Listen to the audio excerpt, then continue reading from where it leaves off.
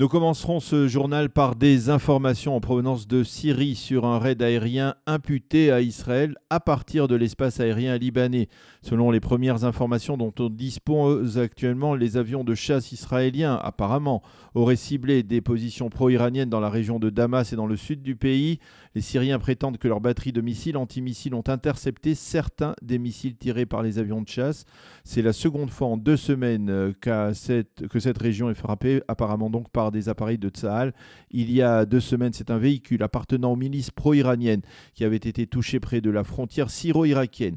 Il y a un mois, ce sont des milices du Hezbollah installées près de Quneitra, donc non loin de la frontière israélo-syrienne sur le plateau du Golan, qui avaient été ciblées. Si l'implication israélienne est confirmée, cela signifierait qu'au sein de Tsahal, on poursuit des opérations préventives dans 2 objectifs, des préventions donc et dissuasion, de manière à prendre les devants et dissuader le Hezbollah ou bien les milices pro-iraniennes de profiter de l'incertitude politique actuelle en Israël pour marquer des points dans la confrontation.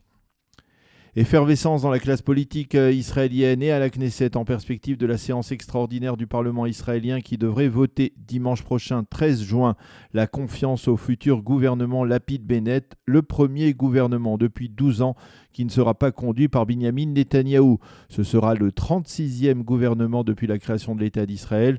Au cours de cette séance historique qui devrait débuter à 16h, le nouveau président de la Knesset sera également élu. Il s'agira, sauf changement de dernière minute, de Miki Levy du parti Yesh Atid de Yair Lapid. Cette élection doit, selon la loi, intervenir avant le vote de confiance au nouveau gouvernement. Le prochain Premier ministre Naftali Bennett prendra la parole et présentera la plateforme de son nouveau gouvernement. Il est possible également que Yair Lapid, qui avait, je vous le rappelle, reçu le mandat du président Rivlin pour former cette coalition, s'exprime à la tribune. Après le vote de confiance, Bennett prêtera serment au poste de Premier ministre et Lapid au poste de Premier ministre par alternance. Hier, le député Yamina Nir Orbar a d'une certaine manière mis fin au suspense en publiant un long communiqué dans lequel il annonce solennellement sa décision de soutenir le prochain gouvernement. Hier, le président sortant de la Knesset, Yariv Levin, a décidé de devancer de 24 heures la séance du vote de confiance, de lundi à dimanche, et ce afin de permettre de découvrir l'ensemble des accords de coalition 48 heures avant la séance, c'est-à-dire dès vendredi matin. Et puis on a appris hier qu'à la suite d'estimations du Shin Bet, la garde de la Knesset avait décidé d'instaurer une protection rapprochée au leader du Nouvel Espoir, Guidon Sa'ar. Le cabinet restreint pour la sécurité nationale a décidé hier de reporter de quelques jours la marche des drapeaux initialement prévue demain dans les rues de Jérusalem. Celle-ci se tiendra donc mardi prochain. Le tracé précis de cette marche sera fixé ultérieurement par la police d'un commun accord avec les organisateurs. La Cour suprême israélienne a annoncé hier qu'elle débattra dans plusieurs semaines du dossier de l'évacuation des familles palestiniennes du quartier de Cher Jarrah, ou sous son nom hébraïque Shimon HaTzadik.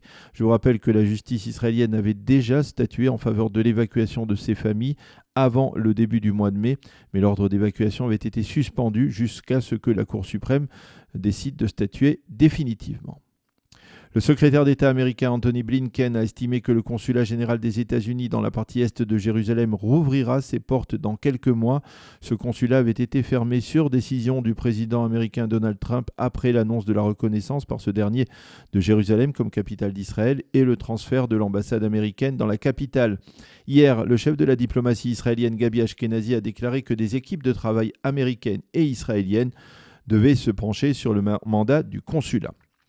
Et puis nous terminerons ce premier journal d'information avec le président de l'État, Reuven Rivlin, qui effectue actuellement une visite officielle en Roumanie. Il a été reçu au palais présidentiel roumain à Bucarest par son homologue, le président Klaus Johannes. Dans son intervention, le président israélien a souligné la profondeur des relations entre les 2 pays et insisté sur la contribution de la communauté juive au développement et à la prospérité de la Roumanie. C'est la fin de ce premier journal d'information.